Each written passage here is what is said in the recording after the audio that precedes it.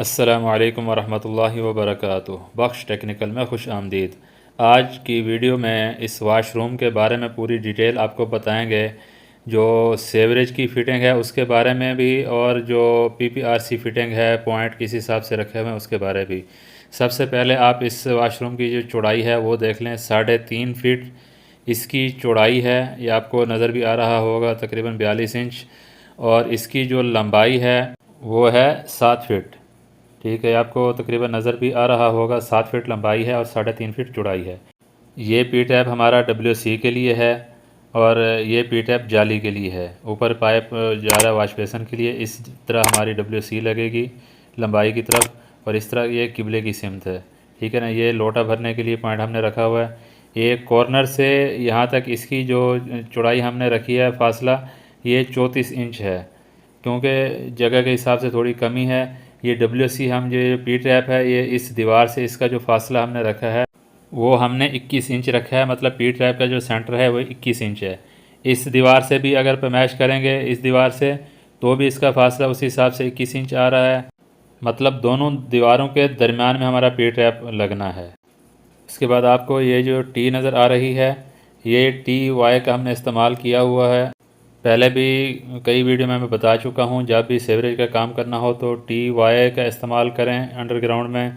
और अगर एल्बो लगानी हो तो 45 डिग्री के एल्बो ही लगाएं, क्योंकि इसमें बंद होने के चांस बहुत कम हो जाते हैं, जो हमेशा के लिए आपका काम को बेहतरीन और मजबूत कर देता है। ये आपको रिड्यूसर नज़र आ रहा है। इससे आगे 3 इंच का पाइप हमने किया है, जो बाहर कूड़ा वगैरह बनाने के लिए इस्तेमाल करेंगे। ये पाइप आपको नज़र आ रहा है। इसके बाहर की साइड पे हमने जो वाश बेसन है वो लगाया है। अब ये जो लोटा भरने की जो टूटी हमने नल लगाया है, पॉइंट लगाया है, इसकी जो ऊंचाई आपको नज़र आ रही है ये 15 इंच है। मतलब 12 से 15 इंच परफेक्ट साइज़ होता है। और ये जो फ्लश टैंकी है, इसका जो पॉइंट की हाइट हमने रखी है वो 3 फीट रखी है। ये 4 फीट भी रख सकते हैं, 3.5 भी रख सकते हैं, इसका कोई इशू नहीं होता है। ये आपको ये नज़र आ गए। 2 पॉइंट आपको बता दिए। वाश बेसन इसकी पिछली दीवार पे है, और गीज़र ये पीछे वाली दीवार के पॉइंट उसके बाहर निकाले हुए हैं। और ये आपको नज़र आ रहा है बाथ मिक्सर के जो पॉइंट हैं, एक पॉइंट का फासला दूसरे पॉइंट के सेंटर से, मतलब सेंटर से एक पॉइंट का फासला दूसरे के सेंटर से 6 इंच आना चाहिए, 15 सेंटी।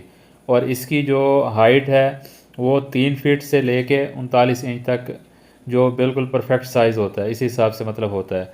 उसके बाद ये आपको पी टैप नज़र आ रहा है। इसका हमने जो स्लोप रखना है वो पीछे की साइड, मतलब पीछे की साइड झुकी होगी, आगे की साइड ऊपर उठी हुई होगी।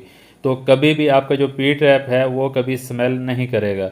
अगर आप लेवल पे रखेंगे तो कभी कोई ऐसा मतलब लो क्वालिटी का आपने पी ट्रैप ले लिया या गलती से आ गया, तो उसको लेवल पे रखने पे भी वो स्मेल करता है। इसलिए हमेशा जब भी मिट्टी वाला पी ट्रैप लगाएं तो उसकी पीछे की साइड आपने झुकानी है। आगे जिस साइड पे हमारा पाइप लगना है उसका मुंह हमने थोड़ा सा ऊपर करना है, मतलब वो लेवल हमने उसको ऊपर उठा के रखना है, तो कभी उसमें स्मेल नहीं आएगी। उसके बाद ये बार आपको नज़र आ रहा है, ये एक पी टैप हमने लगाया 3 इंच का। ये बार एक नल लगाया है कूड़ा वगैरह बनाने के लिए, मतलब इसमें कोई वॉशिंग मशीन या कपड़े वगैरह धोने के लिए, मतलब किसी भी इस्तेमाल में ला सकते हैं।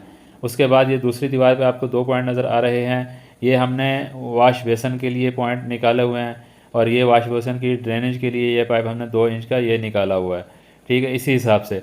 अब दूसरे ये पीछे की साइड पे आ जाते हैं। ये आपको 2 पॉइंट नज़र आ रहे हैं, ये हमने गीज़र के लिए पॉइंट रखे हुए हैं। हमेशा जहन में रखना, पाकिस्तान में जितना भी गैस के जो गीज़र आते हैं उसमें क्वालिटी अगर थोड़ी सी लो हो तो उसका फटने का ख़तरा भी रहता है। इसलिए हमेशा गीज़र जहाँ पे भी रखें तो हवादार जगह होगी, तो आपका काम जो है ना बहुत ही ज़बरदस्त हो जाएगा, ख़तरे की कोई गुंजाइश बाकी नहीं रहेगी। इस हिसाब से हमने इसके पॉइंट बाहर निकाले हैं। इसकी हाइट ऊपर नीचे अपनी मर्ज़ी से रख सकते हैं, इसको कोई इशू नहीं होता है। उसके बाद ये जो आपको पी टैप नज़र आ रहा है, इसके जॉइंट पे इस तरह मतलब पट्टी लगानी है। कोई भी कपड़ा ले लें पुराना, या आप मलमल का कपड़ा कोई दुकान से भी परचेज़ कर सकते हैं। ये सीमेंट आपको नज़र आ रहा है, ये खाली सीमेंट हमने बनाया हुआ है। सीमेंट का मिसाला बना के इसी हिसाब से, मतलब आधा जो हमने जो पट्टी लगाई है, आधी पट्टी पाइप के ऊपर आनी चाहिए, आधी पी ट्रैप के ऊपर आनी चाहिए। इस हिसाब से इसको लेप दे के सीमेंट का इसको लपेट दें। इस तरह करने से कभी भी आपका जो जॉइंट है वो कभी लीक नहीं होगा। इस तरह मतलब पट्टी सीधी करें, उसके ऊपर ऐसे सीमेंट का लेप दे के पूरी, मतलब चारों तरफ से आप इसको घुमा के अच्छे से लेप दे दें।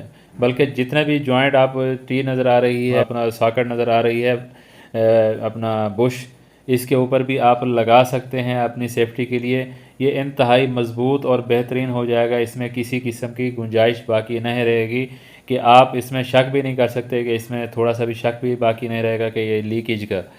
तो इस तरह मतलब काम करेंगे तो बहुत ही ज़बरदस्त है।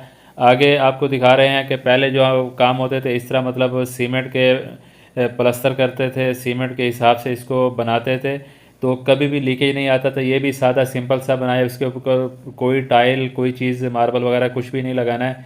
इसी हिसाब से मतलब ये देखें, कच्चा करने के बाद ऊपर सीमेंट डाल के फिर उसके बाद ये जो गड़माला आप कहते हो या कोई भी आप नाम ले लो, जो लोहे का आता है उसके हिसाब से इसको प्रेसिंग करना है। प्रेसिंग करने के बाद ये आपका काम हमेशा हमेशा के लिए बिल्कुल परफेक्ट और बेहतरीन तरीके से हो जाएगा।